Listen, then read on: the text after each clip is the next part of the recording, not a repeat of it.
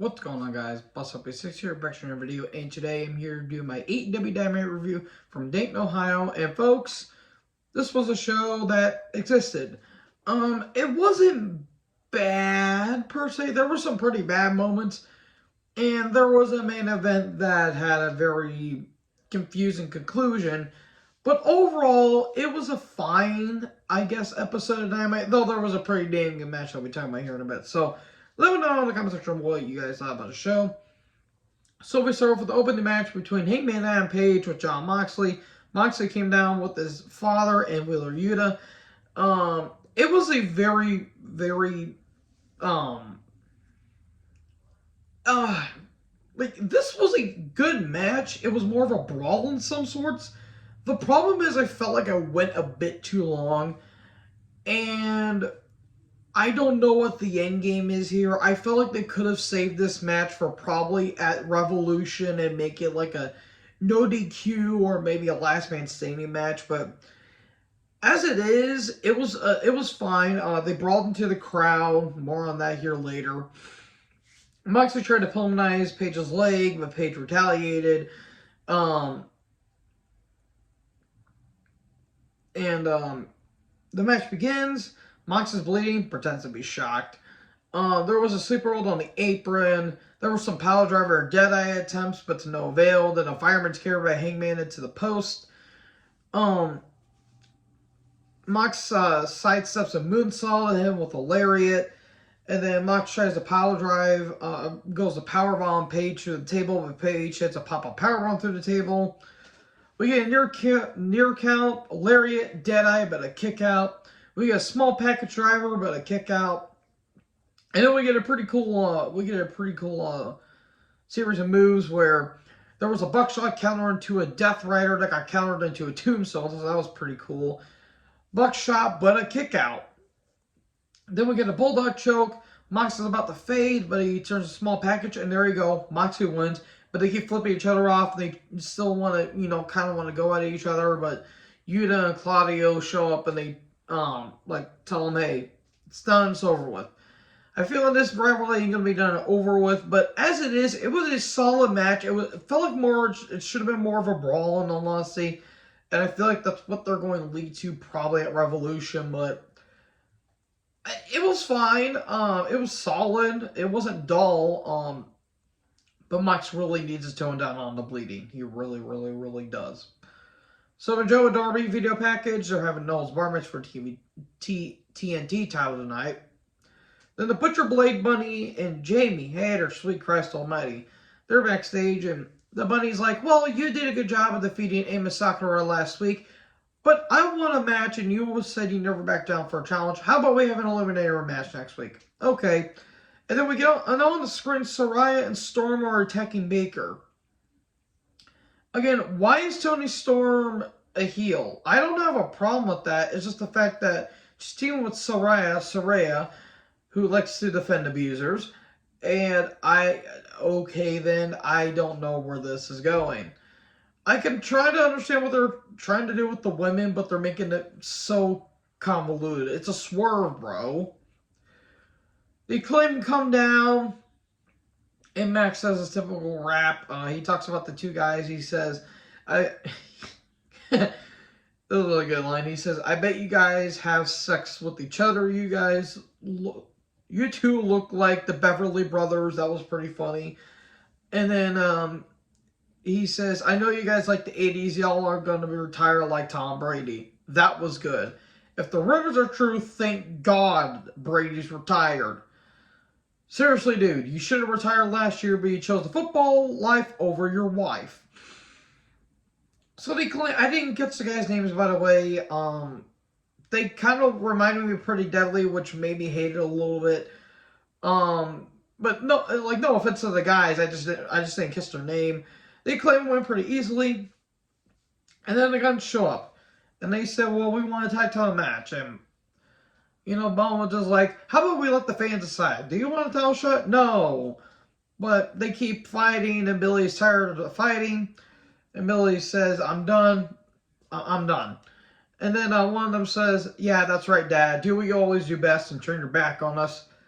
And then I think Austin or Colton said it, and he says, "You know what? Why don't you go drown your sorrows on the bottom of a pill bottle?"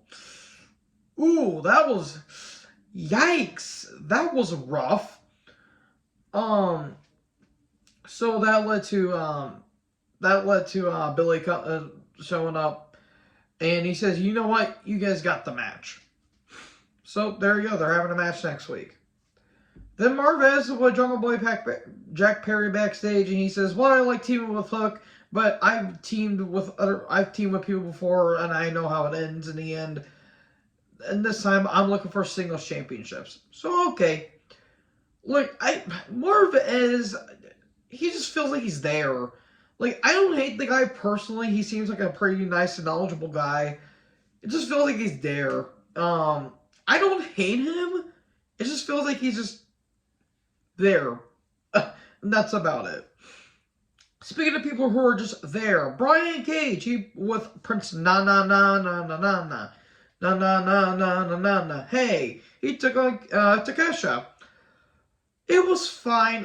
Cage is a good guy. He's a pretty good athlete for a guy his size. He needs to lay off the juice though. Like, Jesus Christ, dude, you cannot tell me that's not genetics. Looking at Bobby Lashley and looking at Brian Cage, you could tell which is genetics and which one's on the juice. Takesha's over as hell. There were some pretty stiff strikes, and in the end, a brutal knee strike. There you go, and Takesha wins. So we get the Jazz Hole Society backstage along with Renee. And Ricky says he wants another match with Jericho because of what happened last week. And Sammy talks, and I immediately wanted to mute my television because, again, Sammy is a tool. And it's going to be the Garcia Guevara Gauntlet. Basically, if Ricky gets through the entire Jazz Hole Society, he gets a match with Jericho. I think it's Parker, then Menard, then it's either Guevara or Garcia. They'll let him know on the day of the show. Okay, cool. This is doing nothing for anyone, especially Starks.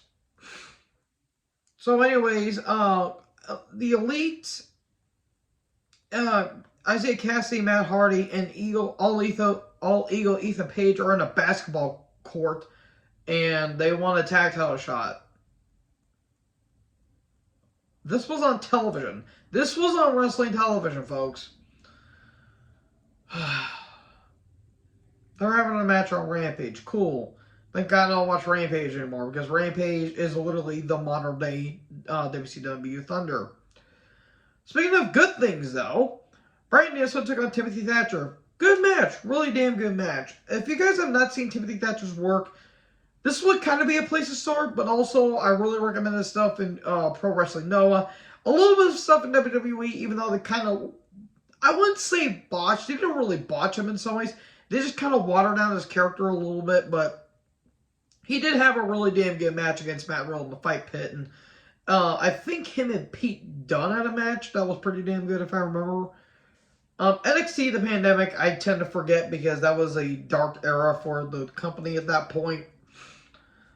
But this was a damn good match. I don't think he was actually trained by Regal, but you could tell that there were some Regal-esque influences with Thatcher. Thatcher going after the injured arm of Danielson. Danielson, trying to hide with these kick strikes. Brutal and very stiff uppercuts, I would like to imagine. I would like to say. This was some good stuff. It was very stiff heavy, I will say that. There was a rough bump, but MJF comes out, then Takeshita shows up and he attacks him. Fujiwara armbar, but a rope break. We eventually get the running knee, and Bryan wins. There you go. Good stuff. This was some really damn good stuff. Bryan's going to be taking on Roosh next week. And then we get the backstage, and Takeshita and MJF are brawling. Then Renee shows up, and she says, "For what I've been told by Tony Khan, you guys are having an eliminator match next week." And MJF's like, "What? Are you kidding me?" Because MJF is just that damn good. So, okay, that'll be a damn good match. I figure that they're probably going to save that for most likely a pay-per-view, hopefully down the road, because of what they've been doing with Danielson and MJF, along with Takeshita being involved. So, good stuff. I hope it'll be a damn good match. So we get Swerve in his cronies video package. He talks about him and I think, going after Dustin Rhodes, but Swerve's taking on Brian Pillman Jr. next week. I do feel bad for Dustin, in all honesty, because him and Cody did unfortunately lose their mother some weeks back, and Dustin's going to be retiring this year, most likely. Dustin's had a hell of a career. It's not been perfect. He's admitted he has demons, and thankfully he's overcome them. But Dustin, I've always loved Dustin. Dustin's been he's a hell of a promo. He's a hell of a worker. Goldust or the natural Dustin Rhodes, whatever, always been great stuff. Anyways, Roosh and Co are backstage. Roosh and I thought it was Trent Seven for a second, but that actually wasn't him. And Jose are backstage. And MJF shows up with a briefcase of cash. And he says, all you have to do, I don't care what you do, you gotta beat Danielson. I don't care what you do, you gotta beat Danielson. And if you do, there's a truckload more than where that came from. And the Roosh speaks in Spanish, and MJF's like, dipshit, translate. That was funny. Because, again, MJF is just that damn good. Speaking of things that weren't that good, was Red Velvet versus Jade. I said, Jade, tell me what's going on. Nyla Rose, you are a beautiful person. With the lovely Layla Gray, they had a TBS title match. Oh, dear Lord in heaven. Velvet attacks early.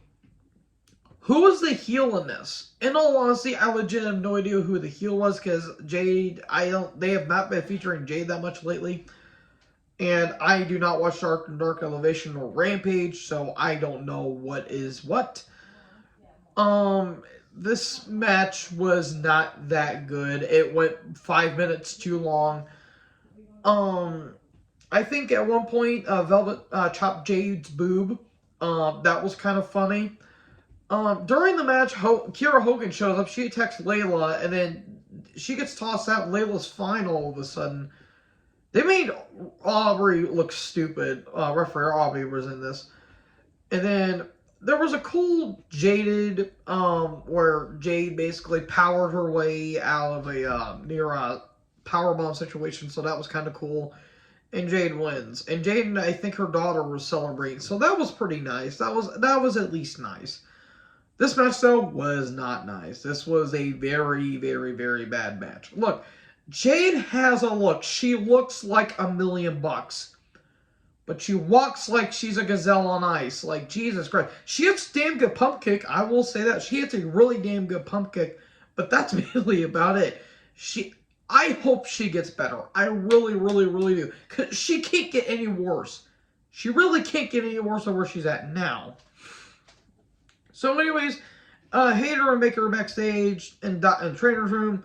And then Ruby Soho shows up and she's like, hey, are you okay? She's like, yeah, I'm okay, but you of all people should be talking to me because those are your girls. And she's like, I have nothing to do with this. She clearly has something to do with this, because if they don't, then it makes the storyline even more confusing. So we get a Rampage of Dynamite card rundown. Joe versus Darby for the TNT title and No Holds Barred match. It was the typical hardcore match that Darby tends to do. I love Darby, don't get me wrong, but sometimes he gets a little too crazy with some of the shtick that he does. I love Joe, but dude, he's got to. I'm sorry, he's got to go. He's got to retire at some point. I mean, Father Time catches up to everyone, but Joe's been looking bad. He's been putting on the weight, and you can tell it looks like his body's really starting to break down. It sucks. I really do love Joe, but injuries have riddled him and all that stuff. But man, he's looked rough this past few years. They go into the crowd. Does Darby not want to make it till 35 is what I put down. Actually, before that, Joe gets a table, and then Darby suicide dives into the table. The table doesn't break. Hits the cameraman and cuts Joe. So that looks brutal. Darby did get a cut on his back at one point, which looked pretty bad.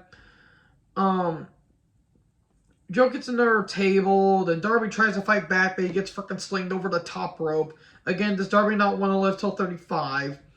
Joe gets he gets some chairs. Then there's a brutal slam onto the chairs where the chairs were like facing up. Kind of like how Aleister Black did did like a fireman's carry on Adam Cole in the Extreme Rules match from NXT TakeOver Philadelphia. If you guys remember that, then you guys know what I'm talking about. That was bad. Then we get some powder to the face, Code Red. Then a coffin drop with a thumbtack jacket that Darby brought down to the ring.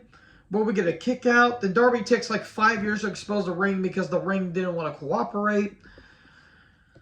But Joe sidesteps a suicide dive and Darby goes to a table. We get a slam on the jacket, then a choke with the jacket, but Darby gouges out Joe's eyes.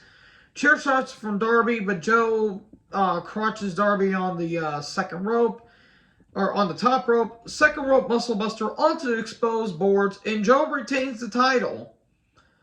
And Joe regains the title. So what was the point of giving Darby the title if Joe was just going to get it back? That made no sense. I know why. Because Wardlow shows up, he attacks Joe, but then Joe runs away, and there you go. So did they really make Darby a transitional champion just for Wardlow to come back and eventually get his revenge on Joe? If you want his revenge on Joe, then why not go after the Ring of Honor TV title? That would at least made some sense, because at least you got some revenge. But then again, he went after the TNT title and all that stuff. So where does Darby go after this? I have no clue. He might get thrown into the picture at some point. So, yeah, that was Dynamite. It was okay. It was fine. Thatcher and Bryant was a damn good stiff fest, but that's mainly about it. There wasn't really of note during the show. Besides the MJF stuff, obviously, and the Danielson stuff, that's really about it. And the Acclaim being the Acclaimed. So yeah, that's it, folks. Thank you guys so much for watching this video. Make sure you guys like, comment, subscribe, tap the little bell for more notifications. Join the herd. I'll talk to you guys next video. Peace out.